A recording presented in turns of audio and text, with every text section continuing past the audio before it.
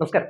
സമരാഗ്നിയുമായി ബന്ധപ്പെട്ട് സതീശനും സുധാകരനും നടത്തിയ വാർത്താ സമ്മേളനങ്ങൾ വലിയ വിവാദങ്ങളിൽ പെട്ടതിൽ പിന്നെ ഇനിയിപ്പോൾ ഒരുമിച്ചുള്ള വാർത്താ സമ്മേളനം വേണ്ട എന്ന് സതീശൻ തീരുമാനിച്ചു എന്ന് തോന്നുന്നു. ഇന്ന് തിരുവനന്തപുരത്ത് സതീശൻ മാധ്യമങ്ങളെ കാണുകയുണ്ടായി. അതായത് സിദ്ധാർത്ഥിന്റെ മരണവുമായി ബന്ധപ്പെട്ട് കലക്കവെള്ളത്തിൽ മീൻ പിടിക്കുക, ലോക്സഭാ തെരഞ്ഞെടുപ്പിൽ ഒരു വോട്ട് ബാങ്ക് രാഷ്ട്രീയം കളിക്കാനൊക്കെ വേണ്ടി ഇറങ്ങി തിരിച്ചതാണ്. പക്ഷേ വെളുക്കാൻ തേച്ചത് പാണ്ട എന്ന് പറയാതെ വയ്യ.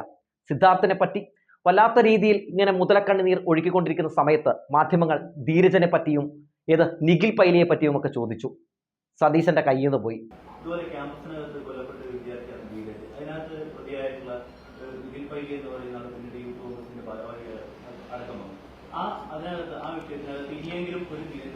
അല്ല, ഞങ്ങളുടെ നിലപാട് അയാളല്ലാതെ കൊലപാതകം നടത്തിയെന്നാണ്. അത് ക്യാമ്പസിന് പുറത്തു വെച്ച് നടന്ന സംഘർഷത്തിന്റെ ഇടയിൽ നടന്നതാണ്. സംഘർഷത്തിന്റെ ഇടയിൽ SFIക്കാർ ഇയാളെ ഓടിക്കുകയായിരുന്നു. 100-150 മീറ്ററേക്ക് ഈ ചെറുപ്പക്കാരെ മുഴുവൻ ഓടിക്കുകയായിരുന്നു. അതിന്റെ ഇടയിൽ നടന്ന സംഘർഷമാണ്. ഇത് അങ്ങനെയല്ലല്ലോ, വിദ്യാർത്ഥി സംഘർഷം അല്ലല്ലോ. ഇനി സതീശൻ മാധ്യമപ്രവർത്തകരുടെ മുമ്പിലേക്ക് ഒരു അപേക്ഷ വെക്കുകയാണ്. വേറെ ഒന്നുമല്ല, നിങ്ങൾ ദയവ് ചെയ്തിട്ട് സാധ്യത ലിസ്റ്റ് എന്നൊക്കെ പറഞ്ഞ് ഞങ്ങൾ ഇത്ര സ്ഥാനാർത്ഥികൾ തോക്കും, ഇത്ര സ്ഥാനാർത്ഥികൾ ജയിക്കുമെന്നൊന്നും പറയരുത്.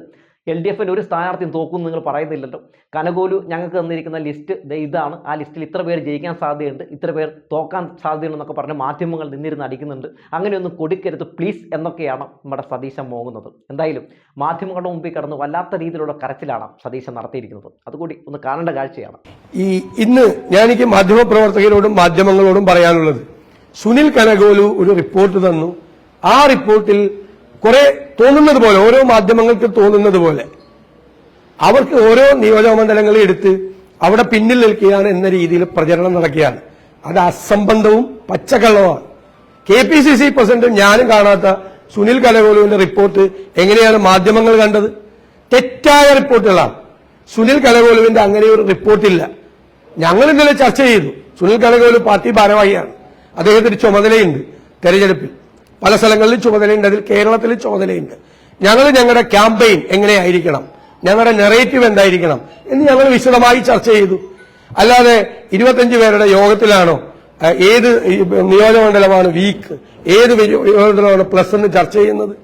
എന്തായാലും KPCC പ്രസിഡന്റ് ഞാനും കാണണമല്ലോ. ഇങ്ങനത്തെ റിപ്പോർട്ട്, അങ്ങനെ റിപ്പോർട്ടില്ല. പച്ചക്കള്ളമാണ് പ്രചരിപ്പിക്കുന്നത്.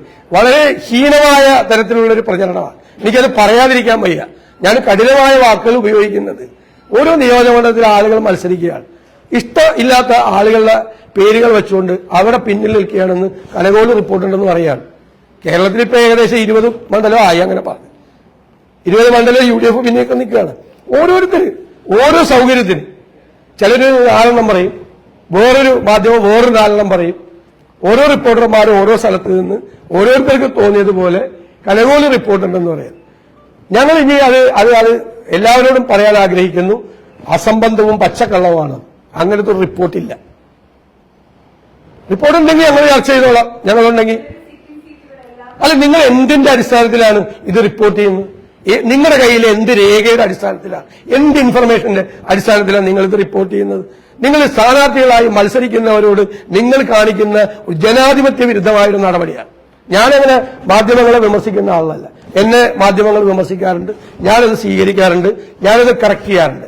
പക്ഷെ ഒരു ഡോക്യുമെന്റും ഇല്ലാതെ, ഒരു അറിവുമില്ലാതെ, ഒരു ഇൻഫർമേഷനും ഇല്ലാതെ വിവിധ മാധ്യമങ്ങൾ തോന്നിയതുപോലെ കേരളത്തിലെ 4-5 സീറ്റ് എടുത്തിട്ട് അവിടെയെല്ലാം ദുർബലമാണ്, സ്ഥാനാർത്ഥി ദുർബലമാണ്, സിറ്റിംഗ് MPക്ക് ബുദ്ധിമുട്ടുണ്ട് എന്ന് പറഞ്ഞ് പ്രചരിപ്പിക്കുന്നത് എന്തൊരു ഗുരുതരമായ കൃത്യവിലോപമാണ്. നിങ്ങൾ മാധ്യമ ധർമ്മത്തെ അവഹേളിക്കുകയാണ്. ശരിക്കും പറഞ്ഞാൽ ദയവ് ചെയ്ത് അതിൽ നിന്ന് പിന്മാറണം എന്ന് ഞാൻ വിനയപൂർവ്വം അഭ്യർത്ഥിക്കുകയാണ്. മാറി മാറി മാധ്യമങ്ങൾ വയ്ക്കുമ്പോൾ ഓരോ 4 സീറ്റ് പറയുകയാണ് ഓരോരുത്തര്.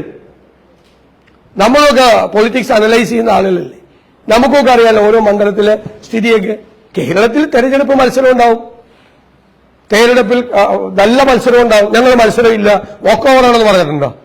20 സീറ്റിലും ജയിക്കാനുള്ള വർക്കാണ് ഞങ്ങൾ ചെയ്യുന്നത്. കാരണം ഞങ്ങൾക്ക് കഴിഞ്ഞ പ്രാവശ്യം 20-ൽ 19 പാർലമെന്റിൽ കിട്ടിയതാണ്.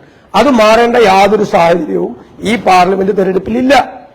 മാത്രമല്ല, അന്നുണ്ടായിരുന്നതിനേക്കാൾ ഗുരുതരമായ രീതിയിലുള്ള ഒരു ആന്റി ഇൻകംബൻസി സംസ്ഥാന ഗവൺമെന്റ് നേരെയും കേന്ദ്ര ഗവൺമെന്റ് നേരെയും ഉണ്ട് കേരളത്തിൽ. ഒന്നാണ് ഞങ്ങളുടെ അസസ്മെന്റ്, അത് ഞങ്ങളുടെ വിലയിരുത്തലാണ്.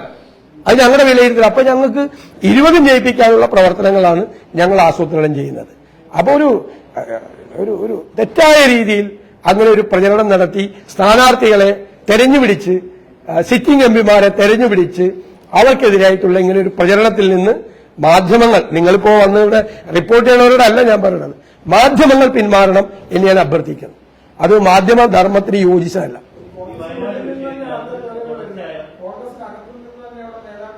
അതൊക്കെ തെറ്റാണ്. കോൺഗ്രസിന്റെ അകത്ത് നിന്ന് ഒരാളും പറയില്ല. ഞാനും KPCC പ്രസിഡന്റും കാണാത്ത റിപ്പോർട്ട് കോൺഗ്രസിന്റെ അകത്ത് ആരാ കണ്ടിരിക്കുന്നത്? ആകെ കലിപ്പിൽ നിൽക്കുന്ന സമയത്താണ് ഒരു മാധ്യമപ്രവർത്തകൻ ചോദിക്കുന്നത്, അല്ല സതീശേട്ടൻ താമസിക്കുന്ന സ്ഥലത്ത് മരപ്പട്ടി ശല്യം ഉണ്ടെന്ന് കേട്ടല്ലോ എന്ന്. ആകെ കിളി പോയ നമ്മുടെ സതീശൻ ഇങ്ങനെ ഒരു മറുപടിയും പറഞ്ഞ് എഴുന്നേറ്റൊരു ഒറ്റ പോക്കായിരുന്നു. അത് ഇവിടെ ഉണ്ട്, ഇഷ്ടംപോലെ മരപ്പട്ടിയാണ്. രാത്രി 4 മണിക്ക് ഞാനും ഉണർന്നു. മരപ്പട്ടി ഒന്നല്ല, ഒന്നിൽ കൂടുതലും മരപ്പട്ടിയുണ്ട് ഇഷ്ടംപോലെ.